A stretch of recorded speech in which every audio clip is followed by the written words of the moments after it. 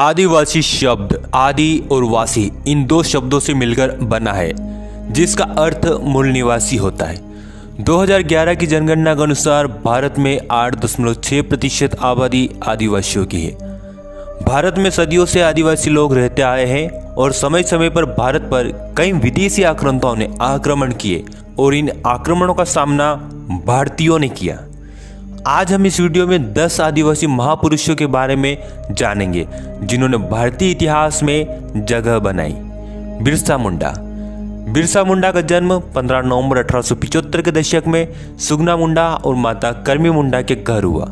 वे वर्तमान झारखंड राज्य के खूंटी जिले के उलीहातू गांव के रहने वाले थे। सालगा गांव में बिरसा मुंडा जी की प्रारंभिक शिक्षा हुई और फिर वे गोसनर एवेंजेलिकल लूथर विद्यालय में पढ़ने गए। बिरसा मुंडा ने देखा कि स्थानीय निवासियों को जमींदार, जागीरदार और ब्रिटिश शासकों द्वारा शोषण किया जा रहा है। तब उन्होंने आदिवासियों को सामाजिक, आर्थिक और राजनीतिक रूप से मजबूत किया। उन्होंने नारा दिया, अबुआ डिशुमरे अबुआ राज, यानी हमारी जमीन हमारा राज। उन्होंने उलगुलान आंदोलन किया। दिनांक 1 अक्टूबर 1894 को बिरसा मुंडा ने अंग्रेजों के विरुद्ध लगान माफी के लिए आंदोलन किया। 1895 में उन्हें गिरफ्तार कर हजारीबाग केंद्रीय कारागार में 2 साल के लिए रखा।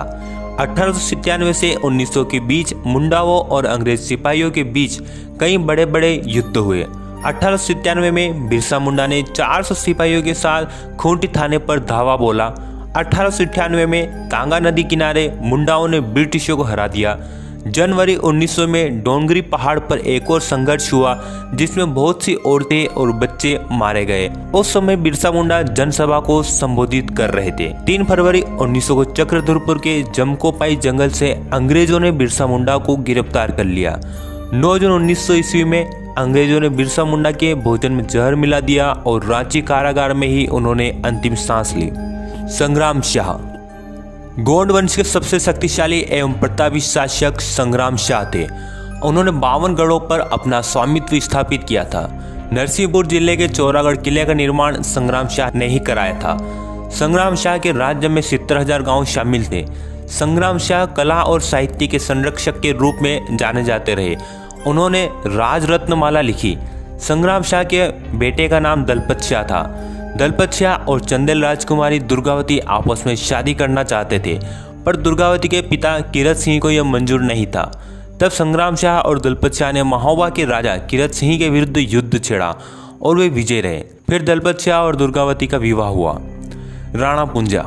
भोमड़ के राणा पुंजा भील का जन्म दुद्दा होलंकी और केरी बाई के घर मेरपुर में हुआ। जब मुगल बादशाह अकबर ने मेवाड़ पर आक्रमण करने की योजना बनाई, तब मेवाड़ के महाराणा प्रताप और मुगल प्रमुख पुंजा भील के पास सहायता लेना आए। तब पुंजा भील ने मेवाड़ के महाराणा प्रताप का साथ दिया। हल्दी घाटी के युद्ध में पुंजा भील के नेतृत्व में भीलों ने गुरिल्ला युद्ध नीति अपनाई और इसी युद्ध नीति से ही हल्दी घाटी का युद्ध अनिर्णित रहा। महाराणा प्रताप ने पुंजा भील को राणा की उपाधि से नवाजा और मेवाड़ राज चिन्ह में स्थान दिया। आज पूरे भारत में राणा पुंजा भील के सम्मान में उनकी कई मूर्तियां स्थापित है। तिलका मांझी। तिलका मांझी का जन्म 11 फरवरी 1750 को हुआ। वे पहले क्रांतिकारी थे जिन्होंने अंग्रेजों के विरुद्ध कार्य किया। 1771 से 1784 तक उन्होंने ब्रिटिश सत्ता के विरुद्ध लड़ाई लड़ी। साथ ही साथ स्थानीय सामंतों और महाजनों के विरुद्ध महत्वपूर्ण कार्य किए। 1778 में तिलका मांझी ने रामगढ़ कैंप से अंग्रेजों को खदेड़कर कैंप पर कब्जा कर लिया। 1784 में क्लीवलैंड को मार दिया।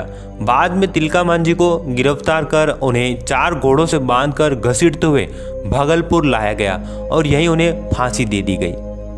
बुद्धू भगत। बुद्धू भगत एक भारतीय स्वतंत्रता सेनानी थे। उन्होंने 1831 से 32 में ब्रिटिश शासन के खिलाफ कोल विद्रोह का नेतृत्व किया था। बुद्धू भगत के नेतृत्व में हजारों हथियारबंद आदिवासी योद्धाओं से अंग्रेज सरकार, जमींदार और जागीरदार कांप उठे थे। 1832 में बुद्धू भगत के अनुयायियों ने अंग्रेजों पर तीर धनुष, कुल्हाड़ी और तलवार से हमला बोल दिया।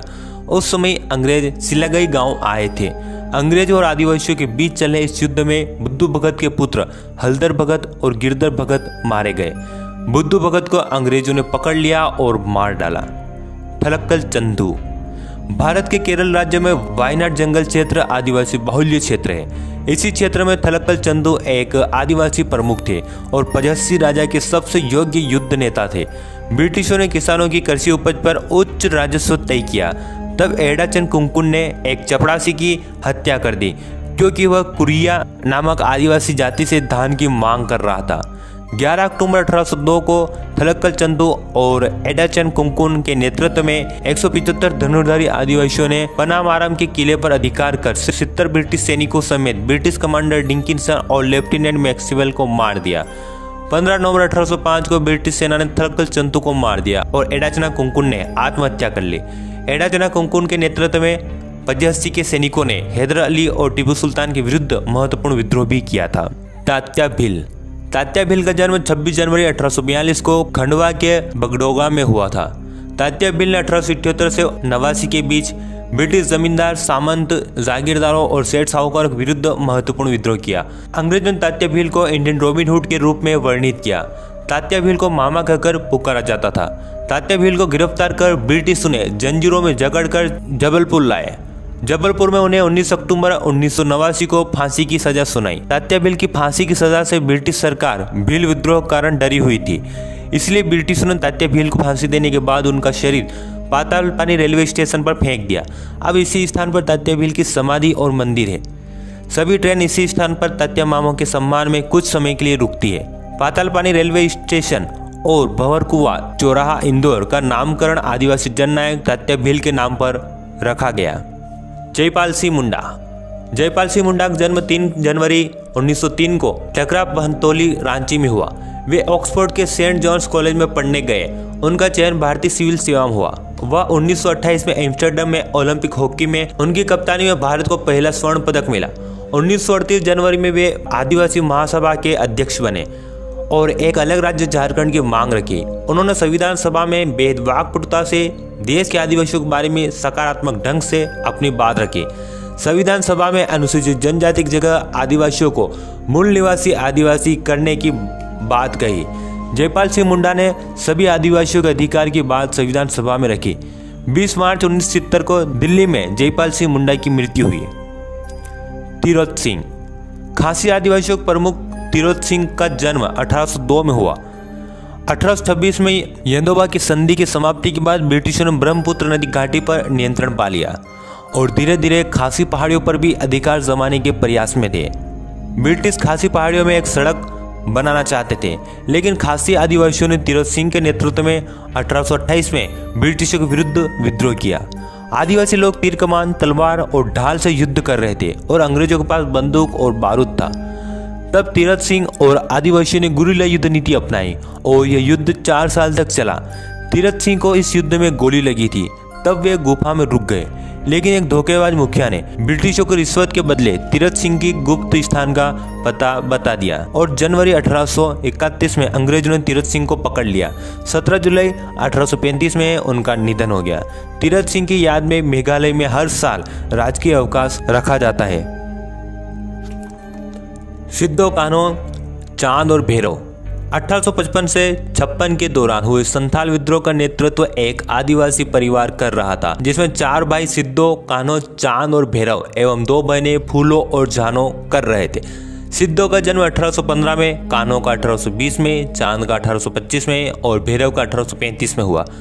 अंग्रेजों और स्थानीय जमींदारों के विरुद्ध संथाल आदिवासियों ने विद्रोह किया। संथाल विद्रोह का नारा था, करो या मरो, अंग्रेजों हमारी माटी छोड़ो। 30 जून 1855 में हजारों आदिवासियों ने अंग्रेजों के खिलाफ हथियार उठाए और अंग्रेजों और आदिवासियों के बीच भयानक युद्ध हुआ। लेकिन अंग्रेजों के आधुनिक हथियारों के सामने आदिवासियों के साधारण हथियार टिक नहीं पाए और लगभग 25,000 आदिवासी इस युद्ध में अपनी माटी के लिए शहीद हुए। 1855 में पंचकठिया नामक स्थान पर सिद्धो को फांसी हुई और भोगनाडी नामक स्थान पर कान्हो को फांसी हुई। फूलो और जानो दोनों बहनों ने अंग्रेजों के शिविर में घुसकर 21 अंग्रेजों को काट डाला था। इसी संघर्ष में लड़ते लड़ते वे दोनों बहनें अमर शहीद हो गई। उम्मीद है दोस्तों आपको यह वीडियो पसंद आया होगा। इस वीडियो को अधिक से अधिक लाइक और शेयर करें। आप कमेंट में बता सकते हैं आप किस टॉपिक पर वीडियो चाहते हैं। हमारे चैनल सब्सक्राइब कर ऑल नोटिफिकेशन चालू कर लीजिए और यदि आप हमारी मदद करना चाहते हैं तो हमारे चैनल ज्वाइन जरूर करें। आपका कीमती समय देकर वीडियो देखने के लिए बहुत बहुत धन्यवाद।